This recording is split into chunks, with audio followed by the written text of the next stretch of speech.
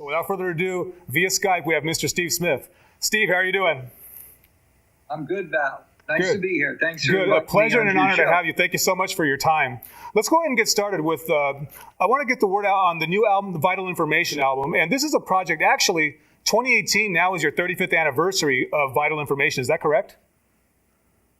I think so. I'd have to do some math. We started in 1983. Right. So the first album we did was for Columbia Records. I was still playing in Journey at that time. Correct. And looking for an outlet for my own music. And I'd been playing with some great musicians that I grew up with in the Boston area, Tim Landers and David Wilczewski. And we started this group that had been going for, I'd say 5 or 6 years, really, for quite a while. And then I was able to get that record contract with Columbia, and that's how we officially started Vital Information. And that very first album, we invited Dean Brown to play guitar and Mike Stern to play guitar, because those were good friends of ours from the Berklee College of Music, and we always enjoyed playing together. So that album is still in some ways kind of a classic. A lot of the fans really enjoy listening to that and collecting that one. And then since then, I'd say about every 1 or 2 years, I've put out a new album and just continued to tour with Vital Information since then. And just, even if it's just a few weeks or, 3-4 weeks a year, every year I do seem to make it a point to go out and do some touring with Vital Information. Right. Give us the origins of the new record, Heart of the City, and what I believe you started, if I'm not mistaken, you started recording this record, and congratulations on a fantastic record, by the way. You began recording this in early 2016, prior to you rejoining Journey. Is that correct? Yes, that's right. I mean, when I had signed up to go back on tour with Journey, I at first signed up for a 2-year run, and it was slated to start April 7th, 2016 at Madison Square Garden. Wow. It was a pretty intimidating way to start that with the group. But before that, so I had the album was recorded like a couple of weeks before I started playing with Journey, and it was a very creative time for me and for the other guys. And I think in about 3 or 4 days tops, I think it was 4 days, we made the whole record and mixed it, and we're very happy with it. So now that's the new music that we're out on tour playing. Yeah. Well, with that, what are some of your personal favorites on the record? There's originals, but there's also some standards as well. What are some of your favorites on the record, and how do you think they're going to translate live? Well, we have been touring this music already. We did an East Coast tour, and now we begin our West Coast tour at MIM. So that's going to be. It's always the first night is always pretty exciting because there's a lot of discovery going on. So, and we played the music in September, and it comes across really strong. So, Mr. PC is a tune by John Coltrane that we do our own version of, and that's something that evolved because every year I play at Birdland, the club in New York called Birdland, and during the third week of September, which coincides with John Coltrane's birthday, and I do like a week-long residency there with Steve Kuhn. Right. And he was the original piano player with the John Coltrane Quartet before McCoy Tyner. Wow. And so we are playing all these Coltrane tunes. So it's really interesting to dig into some of that material. And we developed a version of Mr. PC that I thought was really fun and a good feature for me especially, and for the other guys. But I brought that idea into the group, and we fine-tuned it and made it even more personal for our band. And that opens the album. Mark Soskin, who is a fantastic arranger, and he made an incredible arrangement of the Monk tune Rhythmony. So that's it's really, let's say, completely reimagined. Right. And you can hear the tune, but he did a lot of interesting reharmonization and re-rhythmicized the tune as well. So that one's a lot of fun. We do Cherokee, but like a lot of people play Cherokee really fast. We play it really slow and in 15/8. Wow. And it's actually super funky like that. Yeah. So that has a really great groove to it. And another like tune that we do that's a standard is "I'm an Old Cowhand from the Rio Grande," which originally was not a jazz tune; it was a country tune. But when Sonny Rollins recorded that on an album called "Way Out West," it became more well known as a jazz tune. He recorded that with Shelly Manne and Ray Brown. So sax, bass, drums trio, Right. and and Shelly Manne played such an interesting drum part in that version that I decided that was something that I wanted to have some fun with. And so we've been playing that live, and that feels really great to play. And that's a great feature for our bass player, Baron Brown. I'm going to go in. Let me remind our viewers, we're speaking with legendary drummer Steve Machine Gun Smith, known best for his work in Journey. But he's coming here to do his long-running jazz project called Vital Information, the NYC edition. And that's going to be playing on Tuesday, January 23rd at 7:30 p.m. Tickets are available at the MIM.org, musicalinstrumentmuseum.org. And there's also going to be at 4:30 the same day for all the drummers out there. He's going to be doing a drum clinic at 4:30 p.m. again at the MIM, and it'll be about a 90-minute clinic, and so that's also available. So it's going to be quite a treat for the Steve Smith fans out here. And Steve, everything was correct on that. Is that so? Yeah, definitely go to the MIM website because the clinic is a separate event. Right. Meaning you need to buy a separate ticket for the clinic or workshop, masterclass, whatever. Correct. I think they're called a masterclass. Right.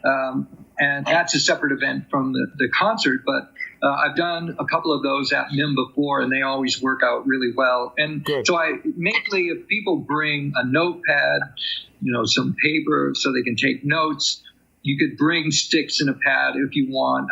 A lot of what and I'll have a handout for everyone to take home with some ideas to work out. Great. And I go over a lot of ideas that I've been working on myself recently for improvisation to improve my hand and foot technique. And then whatever questions come up from the audience, I'll be glad to answer. So those events are always quite interactive and a lot of fun. Great. And good to hear. Like I said, people are inspired with some good ideas. Good to hear. Like I said, I hope. Well, you heard it from Steve Smith, your viewers. You heard it from Steve Smith himself. January 23rd at the MIM. Vital Information will be playing at 7:30 p.m. Prior to that, at 4:30. So they are separate tickets. He'll be doing a drum clinic at 4:30 again, January 23rd. Steve, let me go back. We're going to go back a little bit and give us some of your influences as a drummer growing up. And we spoke earlier about Billy Cobham. What was the significance of his drumming? Do you think that influenced you so much? Let's say before Billy Cobham, the king of the hill was Buddy Rich. Right. And he was the most revered and incredible drummer when people were just looking to have an experience, especially at a live concert, and hear some incredible music and great playing. And Buddy Rich was a huge influence of mine, and I was a big fan of big bands actually.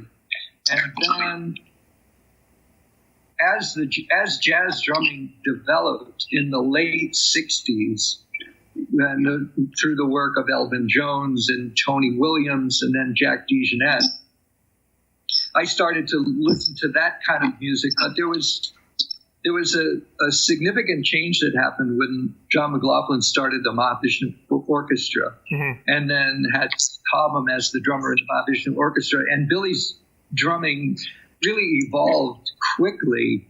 If you see a video, there's videos of him playing with Horace Silver in 1968, and then he played with Miles in 69 and 70.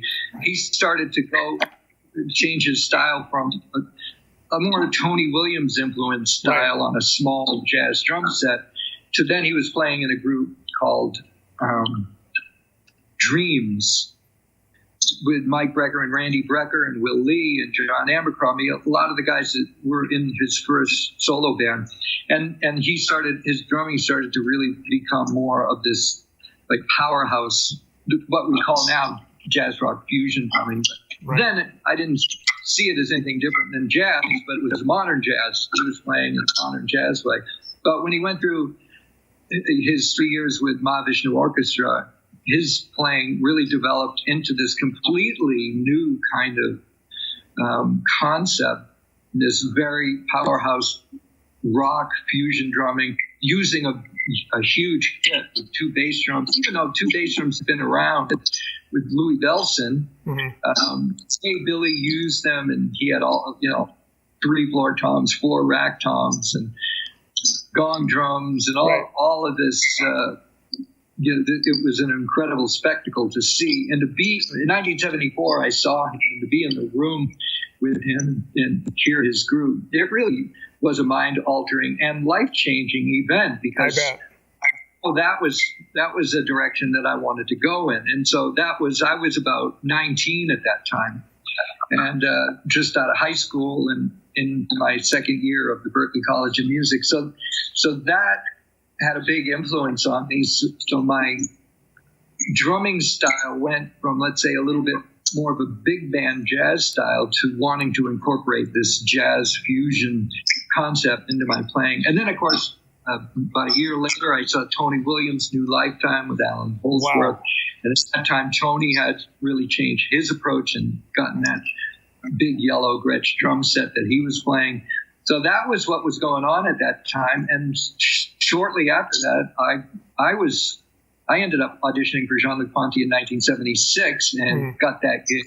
So that's what got me to play in that style, because I was on tour with him, and that's exactly what he was looking for. Right. He even requested that I get a drum set that looked like Billy Cobham's drum set. That was, and that's when I first bought my first Sonar drum set in 1977. I bought a double bass, big, fusion drum set, which then I ended up going on to play with Ronnie Montrose, and then with Journey, using that same kit and that same kind of approach. Right. So over the years, I've definitely developed a lot more of my jazz side to sort of balance out that rock fusion side. So at this point now, I feel like, I have a grasp of, let's say, all of the genres of U.S. music, from country to R&B to rock to jazz, fusion, and the whole thing. So, and it's been years of analysis and study and a lot of homework, and then tons of playing, lots and lots of playing experiences with different people in the studio and on tour. Right. And my intention has been to be a well-rounded U.S. ethnic drummer. Right. Once again, you referred to Buddy Rich a little while ago. I want to go back to your project you did a few years back called Buddy's Buddies. Yes. How did that develop, and what were the origins of that project? The origins go back to me doing some touring with the Buddy Rich Big Band. And I think it was 1996, 97, something like that, Kathy Rich organized some tour. Kathy being Buddy Rich's daughter. Okay. Organized some tours with the Buddy Rich Big Band, using members that had been in the band for a long time, like Steve Marcus and Andy Fusco, and then had me go on tour to playing in the band, and also Dave Weckl was on tour. So we'd each do a set with the bands. And during some of that touring, they asked me if I would be interested in doing some small group versions of the big band music, because they felt like that was something they could book a little easier than trying to book a 15-piece big band. Right. That's where Buddy's Buddies started. And it started with Andy Fusco and Steve Marcus, originally Lee Musiker on piano and Anthony Jackson on bass.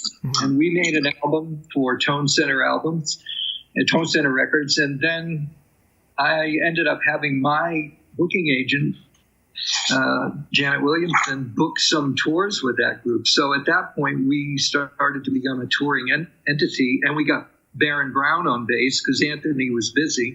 And then we got Mark Soskin on keyboards, because at that point, Musiker had just gotten a gig with Tony Bennett and he wasn't available to tour. So we did a lot of touring around the US and around Europe. And then we eventually made 2 albums live at Ronnie Scott's with that group. So we would play small group versions of Buddy Rich arrangements. Let me remind our viewers right now, Steve, we're speaking with Mr. Steve Smith of his jazz project Vital Information, who are coming to town on Tuesday, January 23rd at the Musical Instrument Museum, otherwise known as the MIM, in Phoenix. And tickets are available at themim.org. And prior to that, at 4:30 the same day, he'll be doing a drum clinic, a 90-minute drum clinic, and tickets are separate priced. So just go to themim.org for more information on that. Wow, interesting story, Steve. Say something about MIM. It's worth the trip to Phoenix if you don't live there. Right. Just go to MIM. It is an amazing place. Yeah, it's a musician's dream to go there. Yeah. Yeah, we've taken the tour, and it is an incredible museum. Right. It's a really one-of-a-kind museum where you get to see and hear instruments from all over the world. Yes. And it's laid out in such a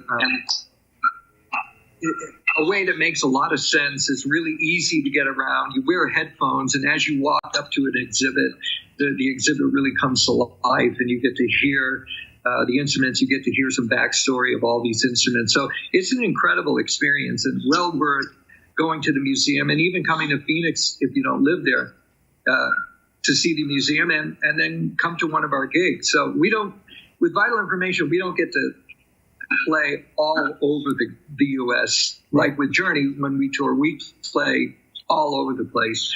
But with Vital Information, generally we're touring the East Coast and the West Coast and a little bit in the Midwest. And we don't generally get too far into other parts of the country because there isn't so much of a infrastructure of jazz clubs and concert halls that will support this kind of music. So we love playing at MIM because it's an incredible venue. It sounds really great. Agreed. As well as an amazing staff, and the museum is worth checking out as well.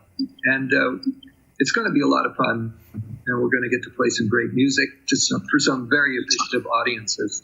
Good to hear. And I'm going to go fast forward a little bit or go back, I should say. What was your at what point in your career were you when you joined Journey originally? And I believe you were ending your time with Ronnie Montrose. Is that correct? Yes, that's right. I'd say I was at the beginning of my professional career as a touring and recording musician. You know, I was 23 years old when I started playing with Journey, and of course I had played a lot of gigs through high school and through my years at the Berklee College of Music from 72 to 76. I have played a lot around Boston, where I grew up and where I went to Berklee. And I was starting to go out and do some touring, like you mentioned, Jean-Luc Ponty. I did my first album with Jean-Luc Ponty in 77, Enigmatic Ocean. And then when I toured with Ronnie Montrose, that was about an 8-month endeavor. Right. It was the first part of 1978. So September of 78 is when the guys in Journey asked me to join the band. So I actually left. I quit Ronnie Montrose's group to be a band member of Journey. So everything was happening fast in a way, coming out of college, and I'd go from one gig to the next. Each one only lasted a year or so. Right. Like with it was just a little over a year. So it was a pretty exciting time, and I'd say very early on in my career. So I was learning a lot, and by no means felt as though I had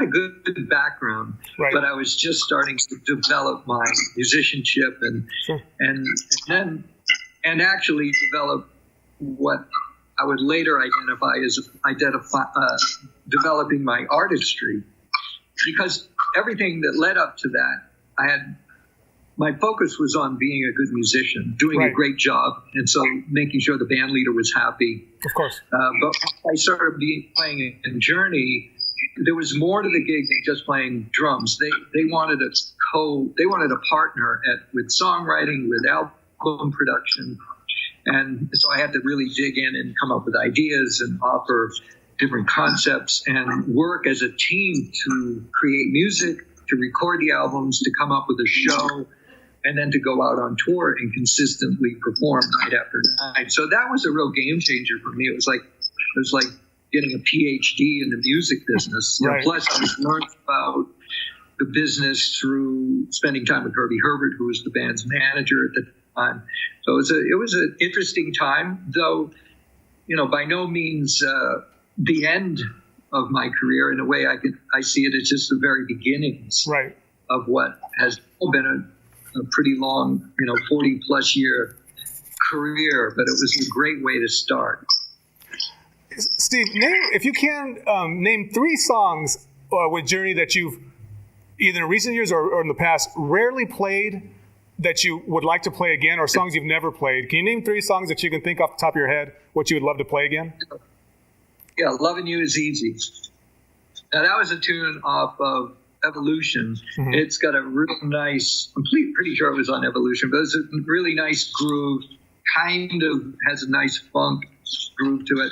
And that was a nice tune to play. Now, we haven't played that one since I've been back in the band. Mm-hmm. But last year, we actually did some gigs. We did 4 gigs where we played the entire album Escape and the entire album Frontiers. Back to back? So, back to back? Wow. Yeah, back to back. Wow. One we did at the Budokan in Tokyo. We actually started with Don't Stop Believin' and played all of Escape and then played all of Frontiers. And then we did it in Las Vegas. We did 3 weeks at the Hard Rock in Las Vegas. And every Wednesday we would play the entire Escape and Frontiers, though we ended up mixing up the set that we played in Las Vegas. Meaning it was more like it was on shuffle mode. Right. But we played all 20 tunes. Wow. And then, so we played Back Talk and we played Frontiers, which were a lot of fun because those were tunes that, actually those tunes came about because of my drum grooves. I brought those grooves into the band and we wrote the tunes around them. And so those were a lot of fun to play. So we did get to play those. And another one that I always have fun playing is Mother Father. That's really quite an epic tune and really a lot of fun to play. Interesting. And how would you, I have to ask because I know viewers are going to be writing into me and saying, why didn't you ask this? Do you see a point, Steve, where we're going to see in return of the definitive Journey lineup, Jonathan Cain, I'll even add Greg Rowley to it, Steve Smith, Neil Schon, Ross Valerie, Steve Perry. Do you think we'll see a reunion of that anytime soon? Even if it's a one-off gig, even 2 gigs, do you think we'll see that in the near future? I don't think so. Really? No. Don't think it's going to happen, huh? Well, I don't. Go ahead. I think Perry's been pretty clear about the fact that he's moved on and since 1997. So I know there's a lot of people that would like to see that, but I don't think it's going to happen. Well, I appreciate your candid honesty on that one. And to wind this up, Steve, thank you so much for your time. And to wind this down, Journey was finally inducted into the Rock and Roll Hall of Fame last April. And give us a rundown of the experience of it. And did you feel a sense of vindication that Journey got in? Or was it something where you just kind of said, it was an honor and you just kind of moved on? Because John Oates, I spoke with him in recent months, and he kind of implied that it was an honor to have it, but it wasn't vindication for him. How would you define it for you? Wait, you said you talked to Jonathan about that? I talked to John Oates about it. Hall & Oates were inducted a couple years earlier, and the Rock and Roll Hall of Fame said it was a nice honor, but it wasn't vindication for them. But do you think it was vindication for Journey or yourself?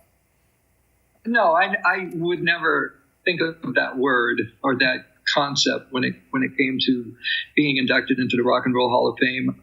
It was, for me, it really came out of the blue. It wasn't anything on my radar or anything I was thinking about.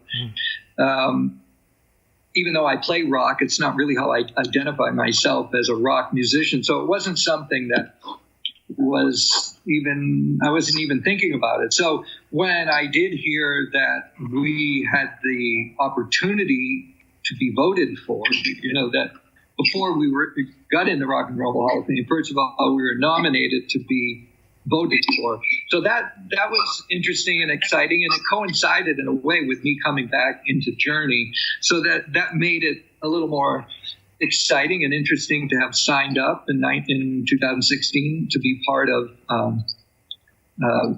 the group again. Right. So when it happened, it was just purely exciting and a lot of fun. I mean, there was definitely a lot that went into trying to figure out, okay, what are we going to do? What are we going to play? What tunes should we play? To organize our set. And those of you who saw the HBO special, they only included 2 songs, where in fact we played 3 songs, but they edited out separate ways. And I also played, and so I came on stage. We started with Separate Ways. Then we played a little introduction to Lights. Right. And then I thought the kid, and Ainsley Dunbar came up and played Lights because he was the original drummer of Lights. Greg Raleigh came up and played keyboards. And then they left the stage, and then I came back on and we did Don't Stop Believing. So we had a nice little show, but in the HBO version, they chopped it up. Right. But to be in the room, and I was looking straight off the stage into the front row, and there was Geddy Lee and Alex Lifeson and Joan Baez, and that was kind of surrealistic to be playing for all these people, and I got to hang out with Bill Bruford backstage, Alan White, Don Anderson. I got to know, and so it was really fun, and to be in the audience and hear the Electric Light Orchestra and Joan Baez and the Tupac tribute and all of that. It was exciting, and the sound was amazing. Right. And the whole experience was really fun. And then, of course, when we did accept our awards, we got to see Steve Perry, which I hadn't seen him since 2005. Right. 2005, we got a star in Hollywood Boulevard, and so I got, I saw him then, and so it'd been a while, so it was nice to say hello and have a greeting like that. So, and then we got to play, and it was a lot of fun. And I think in a lot of ways, for me, I was really happy that Arnell got to meet Steve Perry, right, and really felt accepted. I believe felt accepted by Steve Perry, which was a big moment for him. Absolutely. Because he's been in for 10 years and never had met Steve Perry. And Steve was very gracious. Yes, he was. Agreed. Really, couldn't agree with you more. Yeah. Well, you know what, Steve? I got to let you go. Like I said, thank you so much for your time. It was such a pleasure and honor to speak to you. And you have a lot of fans here. We're looking forward to the Vital Information Show, the Vital Information NYC edition, I should say. And on January 23rd, tickets are available at themim.org. And you can also get information on the drum clinic you'll be doing the same day at 4:30 prior to the show. Steve, any last minute things you want to add and to tell your fans, and we'll wrap this up? Well, you can come to my website, vitalinformation.com, and I have links to MIM. I have links, for all the dates that we're doing. So it's an easy way to get that link to buy the tickets. And you can check out my website, and also check out, if you haven't checked out my Facebook, it's facebook.com/vitalinformation. And usually when I'm on tour, I post videos every Saturday. Now I haven't done it for a while because I've been off tour for a while, but I usually put something up every Saturday, some solo, or if I'm touring with Vital Information, we'll be putting up some kind of content on that Facebook site. So you can check that out. And appreciate you all listening. Thank you very much for listening. And we look forward to playing music for you. Well, thank you again, Steve. Like I said, the feeling is mutual. It's a pleasure and honor to speak to you. And we'll see you on January 23rd. Sounds good, Val. Thanks a lot. Take care, buddy. Bye-bye. Bye-bye.